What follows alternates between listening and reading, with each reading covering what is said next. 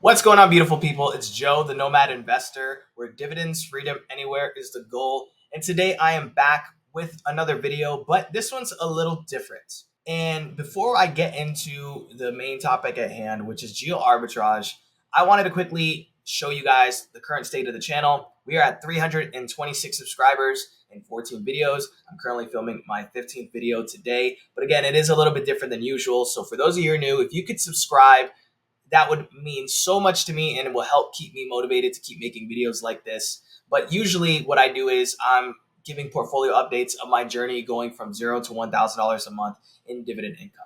Okay. So again, if you could subscribe, that would mean so much to me. But without further ado, let's get into it. What if I told you that the secret to building wealth isn't just how much you earn, but where you live? I'm talking about geo-arbitrage, a strategy that I've been using for a few years now. Using global cost differences basically to stretch your dollar further, live better, and invest more. Well, I'm going to be breaking down how moving to the right country can literally buy you freedom. And by freedom, I mean financial freedom, location freedom, lifestyle freedom, and time freedom. So let's hop into the next slide. What is geo-arbitrage? Geo-arbitrage means leveraging the difference in cost of living between countries. You earn in a strong currency like the US dollar and spend in a place where your money goes a lot further. It's how digital nomads, investors, and remote professionals are upgrading their lifestyles while stacking cash and building wealth. Now, why does it work? The US dollar is powerful in developing economies. If you earn, say, $4,000 a month remotely, that might barely cover rent and bills in Miami or New York. But in places like Thailand, Colombia, or Vietnam, that same income can give you a luxury apartment, daily dining out, gym memberships, and still leave you money to invest. And some of the advantage of doing this is, again, the lower cost of living, the higher quality of life, more money to invest, and ultimately life flexibility. Now, let's hop into some real world examples. Now, I just want to preface this by saying this is a base price. This is a starting price. It can be much more or less depending on your personal lifestyle preferences. All right. But let's look at some real numbers.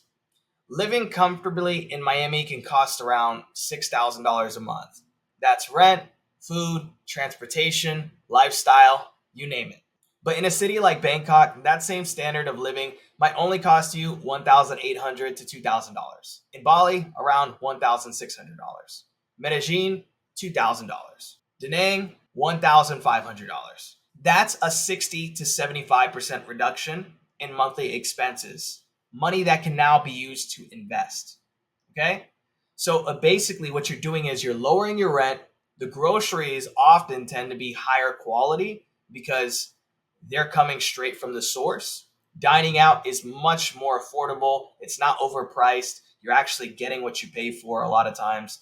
And transportation is cheap, of course. So no more overpriced, overexpensive Uber rides. And then most importantly, lifestyle is just so much better. So where can you live large for less? My favorite place of all time is Bangkok, Thailand. This is what I actually recommend to majority of people, but I'm going to show with you guys some other options as well. But the reason I love Bangkok, Thailand is because it's a luxury city where you can live for a lot less for the quality that you're getting. They have great infrastructure there, fast Wi-Fi, transportation, everything. How you can get around, even their tourism efforts, even their tourism infrastructure is really well done.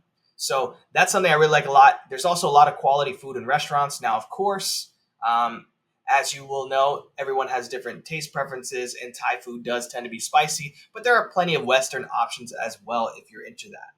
It's also a pretty well-known travel hub, and it has incredible bars, nightlife, and etc. And when I say incredible bars, I mean incredible bars.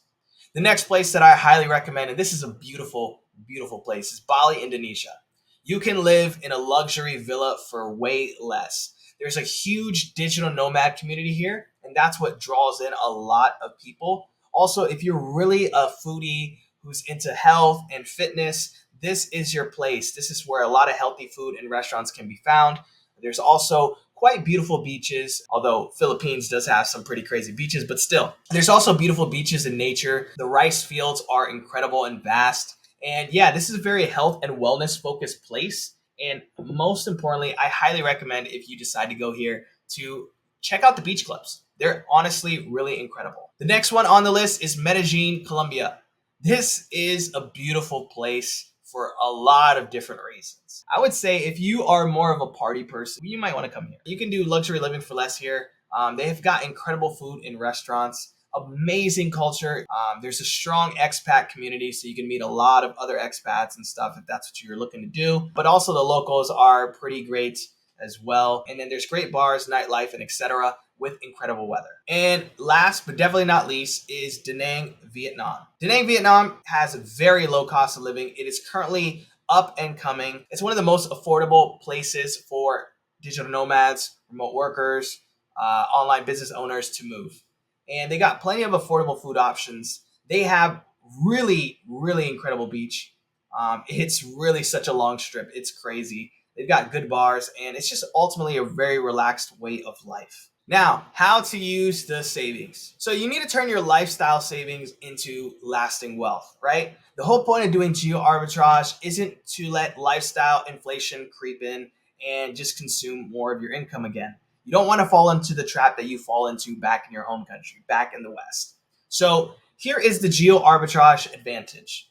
You're going to be focusing on building an emergency savings. You're going to be focusing on investing into dividend stocks or high yield income ETFs. You're going to also look into potentially buying US rental properties remotely, starting an online business or side hustle, and ultimately just reinvesting the profits to compound faster. Whether that's reinvesting them back into your business, reinvesting them into any vehicle that you choose to go into. So as you can see, I have this really nice presentation here where you can see that this all kind of funnels into the geo arbitrage savings, right? And really that's just how it works. Now let's talk about lifestyle benefits. So these are some of the lifestyle benefits you can expect to get, right? Better weather year round, a vibrant social life with other expats, more leisure time and lower stress, access to affordable healthcare and fresh food. Basically enjoying life now, not decades later after retirement, right? And again, you also get the affordable luxury, inspiration and balance, and of course, much more free time. Now, I want to talk quickly about potential challenges because, of course, it's not all sunshine and coconuts. Some of the potential challenges often are like visa and tax requirements. Each country, each jurisdiction is going to require different things. For some countries, you need to leave after a certain stay. For some countries, you will need to acquire certain visa status, which does require you to show more paperwork and documentation. It's not all rainbows and roses here.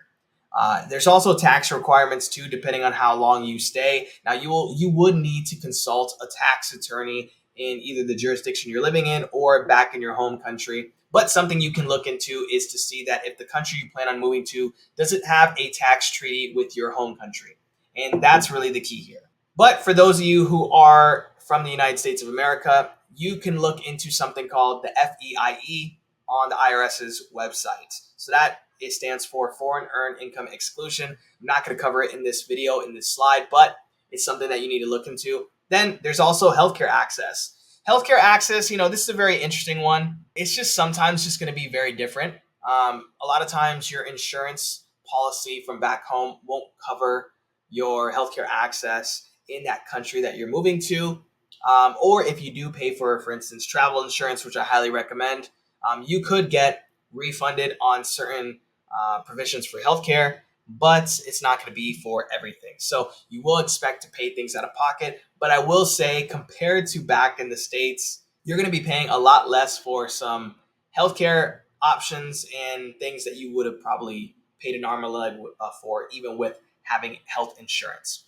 Now, another thing is internet reliability. Now, oftentimes, internet in some of the places that I listed are really good. But if you venture out, some of the places might have kind of some struggle reliability as well. It's not perfect, but I will say Bangkok, Thailand, for instance, great Wi-Fi. You'll never have any issues there. But for the other locations that I listed, it kind of goes up and down depending on where you're living, the Wi-Fi that's located there, and the ability to access that. Most importantly, I would say the biggest challenge is probably homesickness and culture shock. Oftentimes, you are going to miss certain people, friends, family, relatives, loved ones. It's natural. You're going to miss the way of life that you had back in the States, back in your home country. And that's just completely normal. And then also there's culture shock. You're moving to a completely different culture. Your society operates very different from yours. You may come from a more self-focused, self-driven society versus you might be moving to a more community-focused, community-driven society. Also, there's the language barrier. That's kind of tricky a lot of times, depending on where you're moving to. And it can be mentally and physically draining, just having to try and understand or learn a new language. So those are some things to also adapt and understand, but there are other challenges as well. Now, I really quickly want to talk about my geo arbitrage strategy. My personal take is choose a destination, right? Somewhere that matches your lifestyle and goals. Research the cost of living using tools like YouTube, Google, Numbeo, and more, right? You want to just kind of get a base for what you could expect to pay. But of course, I always highly recommend you budget for double that just to be safe, right? Or just a little bit more than that just to be safe. The next thing you're going to want to do is plan the move. Learn about the visas, handle your visas, make sure to get your health insurance dialed in, and as well as secure where you're going to be staying, your housing. And I highly recommend it at first just to kind of stay in an Airbnb or a hotel as you kind of like get to experience that specific country. And also, I mean, truth be told, I wouldn't fully commit to one location until you've at least visited there for an extended period of time. So like I would highly recommend moving around and checking out different locations and finding what works best for you. And I also recommend adjusting your budget. Like I said, you want to reinvest the savings into assets like real estate, dividend stocks, crypto, or even your own business. That's kind of like how you can compound your lifestyle and your net worth. And that's basically what I personally have experienced myself. But here is basically another breakdown of my Nomad investor strategy. So again, you're going to earn in USD or Euro, Great British Pound, Australian dollar via remote work, online business, or even FIFO. So I haven't really covered FIFO earlier on in the video, but FIFO means fly in, fly out.